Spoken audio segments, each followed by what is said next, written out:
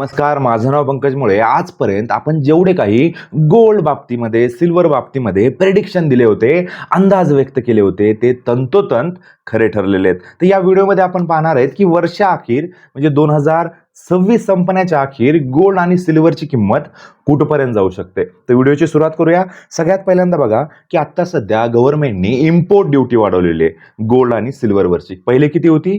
5% होती, ती आता वाढवून 16% करण्यात आलेली आहे. त्यामुळे आत्ता सध्या जर आपण गोल्डची प्राइस बघितली तर 1,62,000वर गेलेली आहे आणि चांदीची किंमत जर बघितली तर 3,00,000 रुपये चांदीने क्रॉस केलेले आहेत. आणि ह्याच्या आधी जर आपण बघायचा प्रयत्न केला तर गोल्ड आणि सिल्वरमध्ये खूप मोठ्या प्रमाणामध्ये व्होलॅटिलिटी आपल्याला मागच्या एका वर्षामध्ये बघायला मिळाली. त्याचे कारण मी तुम्हाला सांगितले होते की आपण सांगितलं होतं की 4,20,000ला ज्यावेळेस चांदीने गेली होती आणि गोल्ड गेलं होतं 1,88,000वर, त्यावेळेस आपण प्रेडिक्ट केलं होतं की या प्राइस ज्या आहेत या ओरिजिनल प्राइस नाही आहेत, हा एक फुगवटा आहे आणि तो फुटणार आहे लवकरात लवकर. याच्याबद्दलचे व्हिडिओ आपल्या चॅनलवर तुम्हाला बघायला मिळतील. आणि सेम तसंच झालं. तो फुगा फुटला. 4,20,000ची चांदी जी आहे ती जवळपास 2,25,000पर्यंत आली. गोल्डचं पण त्याच बाबतीत झालं की जवळपास 1,35,000पर्यंत गोल्ड आलं. आणि आत्ता सध्या जर बघितलं आपण तर मागच्या काही दिवसामध्ये परत एकदा रॅली स्टार्ट झालेली आहे. गेल्या वेळेसची जी बाउन्स बॅक आला होता गोल्ड आणि सिल्वरमध्ये, त्याच्या मागं कारण सांगितले होते तुम्हाला की त्याच्या मागं एकमेव कारण होतं की जे ट्रेडर लोक होते त्यांनी फक्त एक फुगवटा तयार केला होता आणि त्याच्यामध्ये असंख्य लोक फसले गेले. त्यांनी प्रॉफिट बुकिंग केलं आणि त्यांनी खूप चांगले पैसे कमवले त्या ट्रेडमध्ये. पण आत्ता सध्याची कंडिशन वेगळी आहे. आत्ता सध्या जर बघायला गेला आपण तर जे मार्जिन मनी होता गोल्ड सिल्वरमधला तो आता पूर्णपणे संपलेला आहे. आत्ता सध्या जर बघितलं आपण तर खूप मोठ्या प्रमाणामध्ये सेंट्रलाइज बँका ज्या आहेत प्रत्येक गव्हर्नमेंटच्या त्या गोल्ड बाय करतायत. कारण की डॉलरमधली त्यांची जी इन्व्हेस्टमेंट आहे, फॉरेन करन्सी आहे, त्याला रिप्लेसमेंट करायचा प्रयत्न करतायत ते गोल्डने. त्याच्यानंतर दुसरं महत्त्वाचं कारण जे आहे, जे क्रिप्टो करन्सी आहे, क्रिप्टो करन्सीला सुद्धा बॅकिंग गोल्डची मिळते. आणि तिसरं महत्त्वाचं कारण जे आहे की जे आपण ETF मध्ये पैसे करतो डिजिटल फॉर्मॅटमध्ये गोल्ड आणि सिल्वरमध्ये इन्व्हेस्टमेंट कंटिन्युअसली वाढते. इंडियामध्ये जर बघितलं आपण तर 3,00,000 करोड रुपये ETF मध्ये इन्व्हेस्टमेंट झालेले आहे. त्यामुळे आत्ता सध्या जर बघितलं तर आत्ता तुम्हाला एक लेटेस्ट निर्णय सांगतो की सेबीने एक अनाउन्समेंट केली होती की आता पोर्टफोलिओमध्ये फंड मॅनेजर गोल्ड सिल्वरमध्ये सुद्धा इन्व्हेस्टमेंट करू शकतो. म्हणजे तुम्हाला येणाऱ्या काळामध्ये प्रत्येक म्युच्युअल फंडमध्ये गोल्ड आणि सिल्वरमध्ये इन्व्हेस्टमेंट करताना पोर्टफोलिओ मॅनेजर दिसेल. आणि त्याच्यानंतर सगळ्यात महत्त्वाची गोष्ट काय की पोर्टफोलिओमध्ये गोल्ड आणि सिल्वरचं पर्सेंटेज पण प्रत्येक फंड मॅनेजर आणि आपण इंडिव्हिज्युअली आपल्या क्लायंटला बी सांगितलं होतं की तुमच्या पोर्टफोलिओपैकी जवळपास 100 रुपयापैकी 20 रुपीज तुम्ही गोल्ड सिल्वरमध्ये इन्व्हेस्टमेंट करा.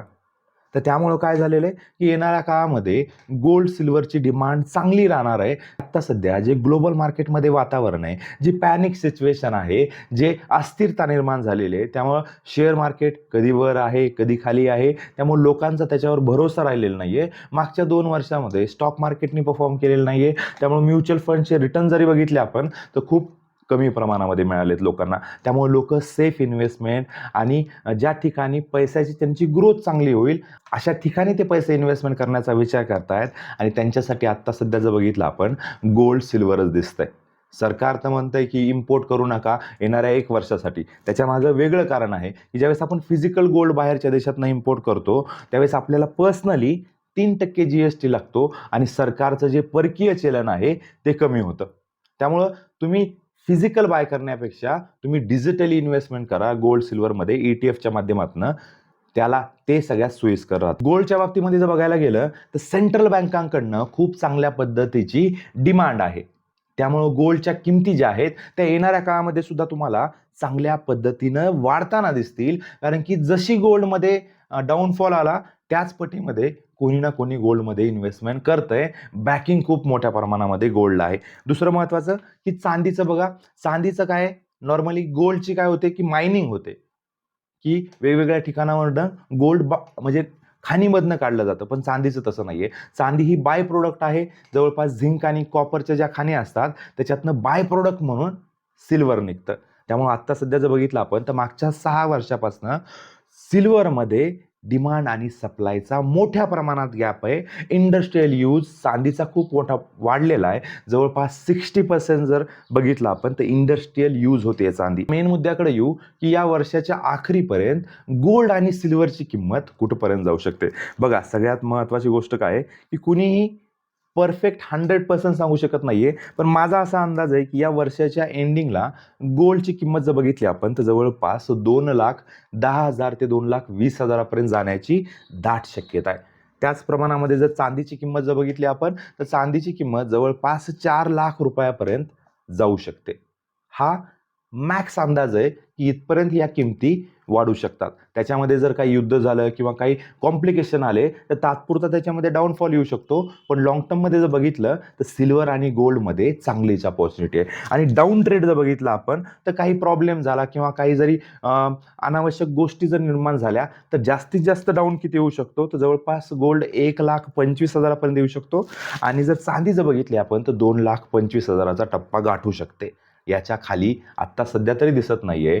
तुम्हाला अपसाईड पण सांगितली आणि डाऊन साईड पण सांगितली, पण जास्तीत जास्त अपसाईडचं पोटेन्शियल जे आहे आत्ता सध्या मला जास्त वाटतंय. त्यामुळे आपल्याला इन्व्हेस्टमेंट करताना आपण टप्प्याटप्प्याने ETF मार्गातून इन्व्हेस्टमेंट करायचे, थोडे थोडे पैसे इन्व्हेस्टमेंट करायचे.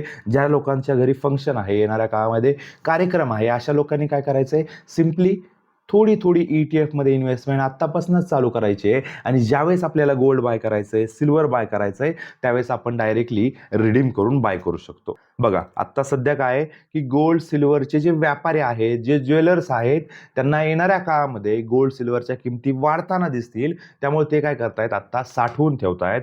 खूप मोठ्या प्रमाणामध्ये गोल्ड आणि सिल्वर इम्पोर्ट करतायत. त्यामुळे तुम्हाला शॉर्ट टर्ममध्ये गोल्ड सिल्वरच्या प्राईस वाढताना दिसतील. त्याच्यानंतर थोडासा ह्याच्यामध्ये ड्रॉ डाऊन येऊ शकतो. इन्व्हेस्टमेंट करताना अजून एक सगळ्यात महत्त्वाची गोष्ट असते की काही लोक काय करतात की ₹100 जर त्यांच्याकडे असतील तर सगळेच्या सगळे पैसे गोल्डमध्ये लावतात, नाहीतर सिल्वरमध्ये लावतात आणि हाय रिस्क घेतात. कधीही एक गोष्ट लक्षात घ्या की ॲसेट ॲलोकेशन खूप महत्त्वाचं असतं, की काही पैसे तुम्ही म्युच्युअल फंडमध्ये लावा, काही पैसे इक्विटी मार्केटमध्ये, काही तुमच्यासाठी लिक्विड फंडमध्ये लावा की तुम्हाला इमर्जन्सीला कामा येतील, काही पैसे तुम्ही रिअल इस्टेटमध्ये लावा. अशा पद्धतीने तुम्हाला इन्व्हेस्टमेंट करायला पाहिजे. मी तुम्हाला पहिल्यापासून सांगतो की तुमच्याकडे ₹100 असतील तर तुम्ही जवळपास 10% पैसे जे आहेत ते तुम्ही गोल्डमध्ये लावा. 5% पैसे जे आहेत ते तुम्ही सिल्वरमध्ये लावा. तुमच्या पोर्टफोलिओचा 15 ते 20% हिस्सा गोल्ड आणि सिल्वरमध्ये ठेवा. कारण की लॉंग टर्मचा विचार केला, ॲव्हरेज रिटर्न जर काढले आजपर्यंतचे तर गोल्ड आणि सिल्वरचे दोघांचेही 8%, 9%, 10%च्या पलीकडे जात नाही आहेत. पण त्याच ठिकाणी इक्विटीचे जर रिटर्न काढले, रिअल इस्टेटचे जर रिटर्न काढले तर हे दोन्ही याला बीट करतात. त्यामुळे लॉंग टर्मच्या इन्व्हेस्टमेंटसाठी आपल्याला अशा पद्धतीनं ॲसेट ॲलोकेशन करूनच इन्व्हेस्टमेंट करायचे. याच्यामध्ये आपल्याला जास्त नफा होऊ शकतो. आणि एवढी गोष्ट जर करायची नसेल तर त्यासाठी एक सिंपल मार्ग आहे. तुम्ही मल्टी ॲसेट ॲलोकेशन फंडमध्ये जाऊ शकता. याच्यामध्ये गोल्ड सिल्वरमध्ये इन्व्हेस्ट होते, इक्विटीमध्ये होते, डेटमध्ये होते, तिन्हीचं कॉम्बिनेशन मिळतं. Invesco multi asset allocation fund आहे. खूप चांगल्या पद्धतीने ॲलोकेशन केलेले फंड मॅनेजरनी. लॉंग टर्ममध्ये याच्यामध्ये तुम्हाला सस्टेनेबल रिटर्न, चांगल्या पद्धतीचा फायदा होण्याचे चान्सेस जास्त आहेत. ज्या लोकांना अजून काही डाऊट असतील ना तर त्यांनी नक्कीच कमेंट करा. येणाऱ्या काळामध्ये गोल्ड सिल्वरची किंमत कुठंपर्यंत जाऊ शकते याचा अंदाज तुम्ही कमेंटमध्ये व्यक्त करा. अशाच नॉलेजेबल कॉन्टेंटसाठी चॅनलला सबस्क्राईब करणं गरजेचं आहे. धन्यवाद.